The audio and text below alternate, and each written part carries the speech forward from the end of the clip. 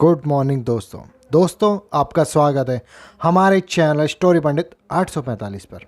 एक बार एक शिक्षक संपन्न परिवार से संबंध रखने वाले एक युवा शिष्य के साथ कहीं टहलने निकले।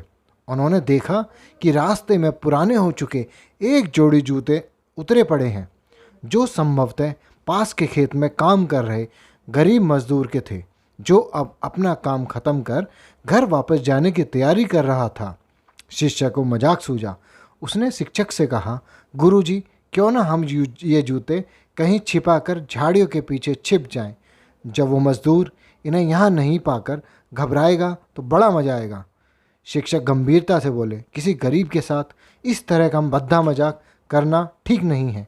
क्यों ना हम इन जूतों में कुछ सिक्के डाल दें और छिप कर देखें कि इसका मजदूर पर क्या प्रभाव पड़ता है।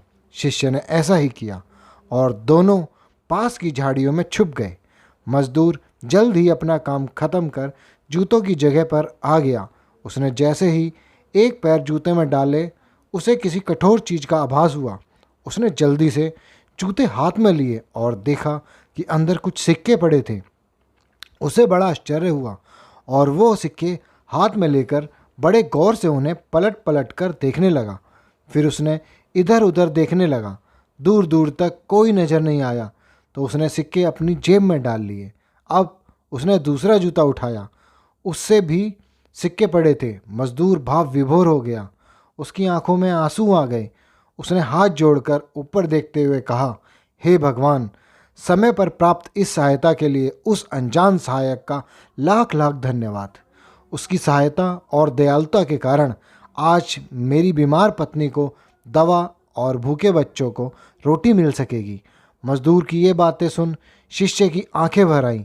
शिक्षक ने शिष्य से कहा, क्या तुम्हारी मजाक वाली बात की अपेक्षा जूते में सिक्का डालने से तुम्हें कम खुशी मिली? शिष्य बोला, आपने आज मुझे जो पाठ पढ़ाया है उसे मैं जीवन भर नहीं भूलूंगा। आज मैं उन शब्दों का मतलब समझ गया जिन्हें मैं पहले कभी नहीं समझ पाया था, कि लेने की अपेक्षा देना कहीं अधिक आनंददायी है।